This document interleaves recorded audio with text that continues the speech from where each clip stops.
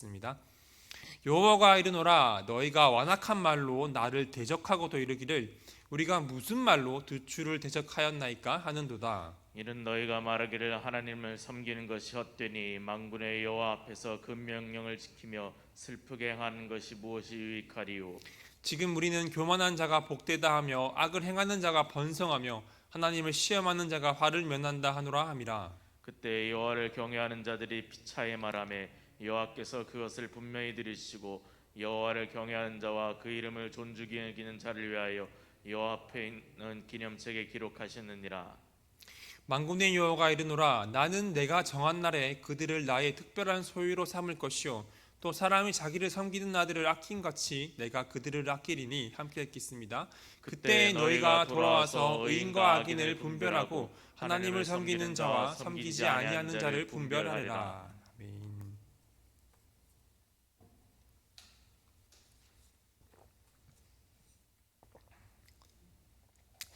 오늘의 말씀은 말라기의 6가지 논쟁 중 마지막 제6 논쟁의 앞부분에 해당하는 말씀이라고 할 수가 있습니다. 제4 논쟁과는 마찬가지로 비슷하게 하나님의 이 공의로우심에 대해서 의심하고 부정하는 이스라엘 백성들에게 전하는 말씀인 것입니다. 제4 논쟁에 이어서 또 이렇게 말씀이 주어졌다는 것은 이 당시 이스라엘 백성들의 하나님의 공의로우심에 대한 불신이 얼마나 심각했는지를 우리에게 잘 보여주고 있습니다. 먼저 13절 말씀입니다. 여호와가 이르노라 너희가 완악한 말로 나를 대적하고도 이르기를 우리가 무슨 말로 주를 대적하였나이까 하는도다. 하나님께서는 이스라엘 백성들이 완악한 말로 하나님을 대적했음을 지적을 하고 있습니다. 하지만 이스라엘 백성들은 하나님을 대적하는 말을 했음에도 불구하고 자신들이 언제 그랬느냐라고 오히려 반문을 하고 있는 현실입니다. 그래서 14, 15절은 이스라엘의 말로써 하나님을 대적했던 사례를 제시하고 있습니다. 먼저 14절에서 이스라엘 백성들은 하나님을 섬기는 것이 헛되다라고 말씀을 하고 있습니다. 이 당시 이스라엘 백성들 사이에서는 하나님을 섬겨도 아무 유익이 없다는 사상이 팽배해 있었습니다. 오히려 하나님을 섬기면서 사는 것이 자신들에게 고통스러운 일밖에 되지 않는다고 생각을 했던 것이죠. 그래서 말라기서에 나와 있듯이 이 병들고 눈먼 짐승과 같은 하나님께 바쳐서는 안 되는 흠 있는 제물을 하나님께 드렸던 것입니다. 그리고 이스라엘 백성들은 하나님의 명령을 지키며 슬프게 행하는 것이 무엇이 유익이냐라고 말하고 있습니다. 하나님의 명령을 지키며 죄를 뉘우치고 슬퍼하는 것이 자신들에게 무슨 유익이 있느냐라고 말을 하고 있는 것이죠. 이 당시 고대 근동에서는 사람들이 신의 관심을 끌기 위해서 자기 자신을 학대하거나 또 깊은 슬픔에 잠길 듯한 모습들을 보여왔습니다. 마찬가지로 말라기 당시에도 이스라엘 백성들이 하나님 앞에서 슬픈 모습으로 예배를 드릴 경우에 하나님으로부터 어떠한 반응이 올 것이라고 생각을 했을 것입니다. 하지만 하나님께서는 이들에게 아무런 반응을 보이지 않으셨습니다. 그렇게 이스라엘 백성들은 자신들의 이러한 수고가 아무런 유익이 없다라고 불평을 하고 있는 것입니다. 이스라엘 백성들이 하나님 앞에서 슬프게 행했던 것은 자신들의 그 죄와 잘못을 뉘우치고자 하는 것이 아니었습니다. 단순히 하나님의 관심을 끌거나 자신들이 이러한 종교적인 행위와 의무를 다했음을 나타내기 위한 그 위선에 불과했습니다. 이렇게 자신들의 시도와 기대가 실패를 하자 하나님을 원망하는 자세를 취하였던 것입니다. 그리고 15절을 보게 되면 이스라엘 백성들은 교만한 자가 복되며 악을 행하는 자가 번성하며 하나님을 시험하는 자가 화를 면한다라고 말을 하고 있습니다. 이스라엘 백성들은 하나님을 공의 하나님으로 배우고 또 알고 있었습니다. 그런데 그 당시 이스라엘 백성들의 눈에는 하나님은 공의로운 분으로 보이지 않았습니다. 왜냐하면 하나님께서 공의로우시다면 저 교만한 자와 악을 행하는 자들이 심판을 받아 멸망해야 마땅했습니다. 하지만 눈앞에 보이는 현실은 그렇지 않았기 때문입니다. 이스라엘 백성들이 보았을 때 저 교만한 자와 악한 자들이 하나님의 심판을 받는 것이 아니라 오히려 형통하고 복을 받고 있었습니다. 그런데 하나님을 섬긴다고 하는 사람들은 고난을 당하며 많은 어려움을 겪고 있었던 것입니다. 그렇기 때문에 하나님을 섬기는 것이 헛되다라고 이들은 말을 하고 있는 것이죠. 그렇다면 이스라엘 백성들은 왜 이렇게 말로써 하나님을 대적하고 하나님을 대적하는 사람들이 되었을까요? 그것은 이스라엘 백성들이 세속적인 기복신앙에 빠져 있었기 때문입니다. 여러분, 하나님에 대한 신앙은 조건적인 것이 아닙니다. 우리를 구원한 하나님에 대한 사랑과 순종과 감사이며 하나님의 백성의 의무라고 할 수가 있습니다. 우리 인간은 하나님의 피조물로서 우리를 지으신 하나님을 경외하고 신뢰해야 합니다. 게다가 하나님께서 선택한 백성이라면 하나님의 그 택하심에 감사하며 하나님을 섬겨야만 합니다. 하나님께서는 하나님을 경외하고 섬기는 사람들에게 축복을 약속을 하셨습니다. 하지만 이러한 하나님의 축복을 전제 조건으로 해서 하나님께서 축복을 주시기 때문에 하나님에 대한 신앙을 가져서는 안 됩니다. 특히 하나님의 백성은 하나님을 섬겨야 할 의무가 있으며 하나님의 말씀을 따라야 할 의무가 있습니다. 이러한 의무는 하나님께서 내게 축복하시면 지켜야지 그렇게 하는 것이 아닙니다. 의무를 지키는 것은 당연한 것입니다. 우리가 하나님에 대한 의무를 잘 지켜 행할 때, 하나님을 잘 섬길 때 하나님의 축복이 은혜로서 우리에게 주어지는 것입니다. 그런데 말라기 당시에 이스라엘 백성들은 세상적인 복을 전제 조건으로 하여서 신앙생활을 해나가고 있었습니다. 내가 하나님 믿기 때문에 세상적으로 잘 되어야 한다는 세속적인 기복신앙에 빠져버린 것입니다. 이들은 자신들이 하나님을 섬기면 하나님은 반드시 자신들을 축복해야 한다라고 생각을 했습니다. 세상적으로 잘 되는 복이 하나님의 축복이며 신앙의 열매라고 생각을 했던 것입니다. 그러나 이스라엘 백성들이 겪은 현실은 어떠했습니까? 막상 현실에서는 교만한 자가 형통하고 악을 행하는 자가 번성하는 것과 같이 하나님을 섬기지 않는 사람들이 오히려 잘 되고 있는 것입니다. 이러한 현실 앞에서 세속적인 기복신앙을 가지고 있는 이스라엘 백성들은 실망할 수밖에 없었고, 결국에는 신앙적인 회의감에 사로잡혀서 하나님을 섬기는 것이 헛되다라며 하나님을 멸시하며 하나님의 백성으로서는 해서는 안 될 말을 하고 있는 것입니다. 물론 우리가 신앙생활을 하다 보면 하나님의 은혜로 이 물질적인 복과 세상적인 형통이 있을 때도 있습니다. 하나님에게 순종하는 사람들에게 세상적인 축복을 주시기도 하시는 것입니다. 하지만 하나님께서 하나님의 백성들에게 정말로 주시고자 하시는 복은 이러한 것이 아닙니다. 그 복은 좀 더 본질적이고 궁극적이며 영원한 것을 말하고 있습니다. 그러나 이스라엘 백성들은 하나님께서 주시고자 하시는 그 본질적인 축복이 아니라 세상적으로 잘되고 형통한 세속적인 축복만을 바라고 있었습니다. 그런데 자신들이 이러한 축복을 누리지 못하자 신앙의 회의감에 빠져서 말로써 하나님을 대적하기에 이른 것입니다. 여러분, 이렇게 세상적인 기복신앙에 빠지게 된다면 무조건 이 신앙의 회의감에 빠질 수밖에 없습니다. 나는 믿는 만큼 축복을 받지 못하는 것 같은데 하나님을 알지 못하는 사람들은 잘 되는 것을 볼 때에 신앙적인 괴리감에 빠지게 되기 때문입니다. 그렇기 때문에 우리는 하나님을 믿는 자들에게 부어주시는 하나님의 궁극적인 축복과 약속이 무엇인지를 깨달아야만 합니다. 그리고 세상적인 축복을 하나님의 축복을 생각하는 이 기복신앙을 경계해야 할 것입니다. 기복신앙이 아니라 하나님에 대한 참된 믿음, 참된 신앙을 가질 때 우리 눈에 보이는 현실과 우리에게 주어진 상황과 그 환경에 일희일비하는 것이 아니라 한결같이 변함없이 하나님을 신뢰하는 삶을 살아가게 될 것입니다. 그렇다면 하나님께서 하나님의 백성들에게 주시고자 하는 복이 무엇이겠습니까? 16절부터 18절까지는 하나님을 경외하는 자들에게 주시고자 하시는 하나님의 그 복에 대해서 말씀을 하고 있습니다. 먼저 16절 말씀입니다.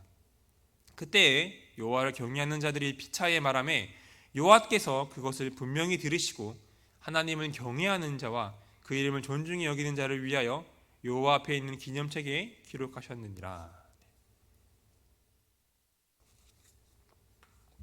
여기서 그때는 이스라엘 백성들이 완악한 말, 하나님을 섬기는 것이 헛되다라고 말하며 하나님을 대적할 때를 말씀하고 있습니다. 그때, 즉 대다수의 이스라엘 백성들이 하나님을 대적할 때에 소수의 남은 자들은 하나님을 경외하고 있었습니다.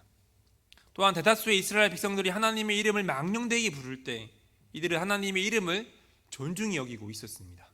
이렇게 소수의 남은 자들, 하나님을 경외하는 자들이 서로 말하는 말을 하나님께서 분명히 들으신다라고 말씀을 하고 있습니다. 여기서 들으신다는 말은 하나님을 경외하며 경건한 삶을 살아가는 사람들에게 하나님께서 관심을 가지시며 그 목소리를 들으신다라는 의미입니다. 이처럼 하나님께서는 하나님을 경외하는 자들의 그 슬픔과 기쁨을 알고 계시며 그들의 부르짖는 소리와 그 목소리를 들으신다는 사실을 우리는 늘 기억해야 할 것입니다. 그리고 하나님을 경외하는 자들을 하나님 앞에 있는 기념책에 기록하셨다라고 말씀을 하고 있습니다. 여기서 기념책의 보다 정확한 의미는 기억의 책이라고 말을 할 수가 있습니다.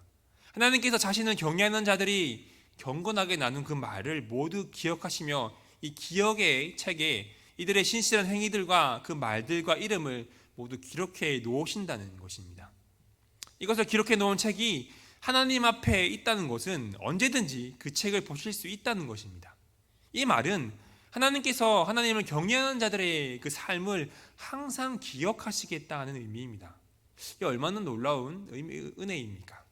하나님께서는 하나님을 경외하는 자들의 소리를 들으시며 그들의 삶을 아시며 이들을 기념책에 기록하여 항상 기억하시겠다는 축복의 말씀을 하고 있는 것입니다. 이것이야말로 진정한 축복이 아니겠습니까? 그리고 17절에서 하나님께서는 또 말씀하십니다. 만군의 여호와가 이르노라 나는 내가 정한 날에 그들을 나의 특별한 소유로 삼을 것이요 또 사람이 자기를 섬기는 아들을 아낀같이 내가 그들을 아끼리니. 여기서 내가 정한 날이란 하나님께서 모든 사람을 심판하시는 날을 가리킵니다. 그리고 그들이란 하나님을 경외하는 자들로서 16절의 기념의 책에 기록된 자들을 말씀하고 있습니다.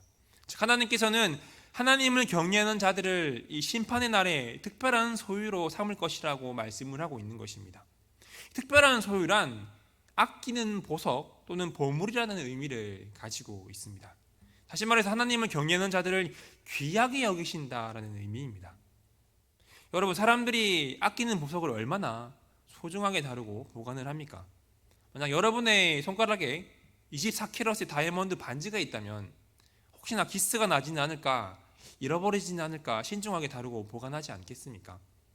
하나님께서 특별한 소유로 삼으신다는 말은 하나님께서 정한 날에 하나님을 경외하는 자들을 이러한 보석과 같이 삼으신다는 것입니다. 이게 얼마나 은혜의 축복입니까? 하지만 하나님의 은혜의 말씀 여기서 그치지 않습니다. 하나님께서는 사람이 자기를 섬기는 아들을 아낀같이 아끼겠다라고 말씀을 하셨습니다. 여러분, 사람들이 귀하게 여기는 것이 무엇입니까? 누군가에게는 앞서 말했던 이 보석이 될 수도 있고 누군가에게는 돈이 될 수도 있겠습니다. 하지만 이 사람에게 있어서 가장 귀한 것은 바로 자기의 자녀라고 말을 할 수가 있습니다. 이 보석으로도 돈으로도 대체할 수 없는 것이 바로 자녀들인 것이죠. 그런데 하나님께서는 하나님을 경외하는 자들을 얼마나 아끼시는지 아들이신 독생자 예수 그리스도를 희생의 제물로 내어주셨습니다. 하나님에게서 가장 소중한 예수님을 하나님을 경외하는 자들을 구원하기 위하여 내어주신 것입니다. 게다가 사람이 자기를 섬기는 아들을 아낀같이 너희들을 아끼겠다라고 말씀을 하십니다. 마치 부모가 사랑하는 자녀를 아낀같이 하나님을 경외하는 자들을 아껴주겠다는 말씀입니다. 하나님께서는 이렇게 하나님을 경외하는 자들을 소중하게 여겨주시겠다고 말씀을 합니다. 이 얼마나 은혜의 축복의 말씀입니까? 여러분, 우리는 하나님이 소중히 여기는 특별한 소유, 소중한 보석임을 기억하시기를 바랍니다. 독생자 예수 그리스도를 내어드리면서까지 구원하신 매우 소중한 존재임을 기억하시길 바랍니다. 하나님께서는 하나님을 경외하는 자들을 아들과 같이 아끼고 소중히 여기신다라고 우리에게 말씀을 하십니다. 게다가 18절에서 이렇게 말씀을 하고 있습니다. 그때에 너희가 돌아와서 의인과 악인을 분별하고 하나님을 섬기는 자와 섬기지 아니하는 자를 분별하리라 라고 말씀을 하십니다. 여기서 그때는 17절에서 내가 정한 날과 같은 마지막 때를 말하고 있습니다.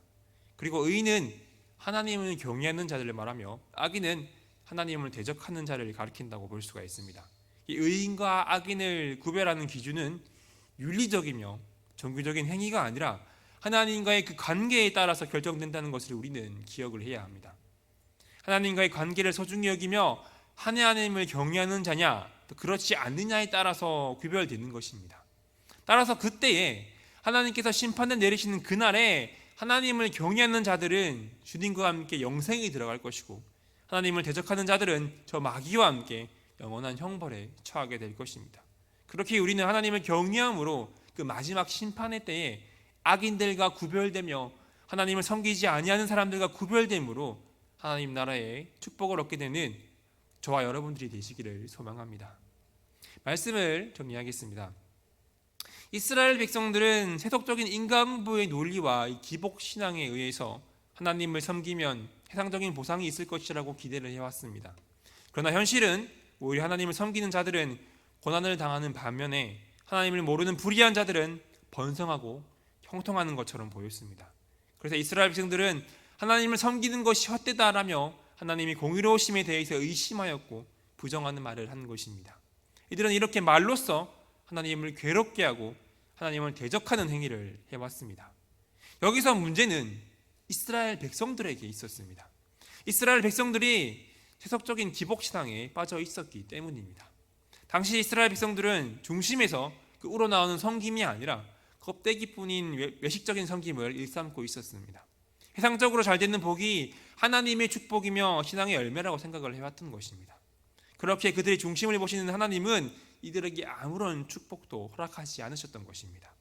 하지만 이들은 자신들에게 불경하고 완악한 삶과 하나님의 섬김에 있어서 자신들의 태도는 돌아보지 않고 하나님께서 복을 주시지 않는다는 그 결과에만 집착하며 하나님을 대적하고 있는 것이었습니다. 여러분, 우리는 이렇게 세상에서 잘 되는 것이 하나님의 축복이라고 여기는 해석적인 기복신앙에 빠져 있지는 않은지 점검해 보아야 할 것입니다. 우리는 세상에서의 축복을 구하는 것이 아니라 하나님을 경외하고 섬김으로 하나님께서 우리에게 주시고자 하시는 좀 더 본질적이고 궁극적인 하나님이 참된 축복을 누리는 여러분들이 되시기를 바랍니다. 이 말라기 당시에 이 많은 이스라엘 사람들이 하나님의 공의로우심에 대해 의심하고 부정하며 하나님을 대적하는 삶을 살아왔습니다. 그런데 그 가운데서도 소수의 남은 사람들은 하나님을 경외하고 있었습니다. 그래서 하나님께서는 이들이 서로 말하는 것을 들으시고 이들의 이름을 하나님의 기념책에 기록하셨다라고 말씀을 하십니다. 그리고 하나님께서 정하신 날이 이르렀을 때에 하나님을 경외하는 자들을 특별한 소유로 삼으시고 자기를 섬기는 아들을 아낀과 같이 귀하게 아끼실 것이라고 말씀을 하십니다. 그리고 그때 마지막 때에 의인과 악인을 구별할 것이며 하나님을 섬기는 자와 섬기지 않는 자를 구별하여 하나님이 공의로우심을 실현하실 것이라고 말씀을 하고 있습니다. 여러분, 참된 축복이 무엇입니까? 세상적으로 잘 되는 복이 참된 축복이 아닙니다. 우리가 하나님을 경외하며 경건한 삶을 살아갈 때에 하나님께서 우리의 소리를 들으신다는 것이 그 축복임을 믿으시길 바랍니다. 우리가 하나님을 경외하며 나아갈 때에 하나님께서 우리를 기념책에 기록하시며 우리를 항상 기억하신다는 것이 참된 축복임을 믿으시기를 바랍니다. 여러분, 우리는 하나님을 경외함으로 하나님의 특별한 소유가 되는 축복을 얻게 되었습니다.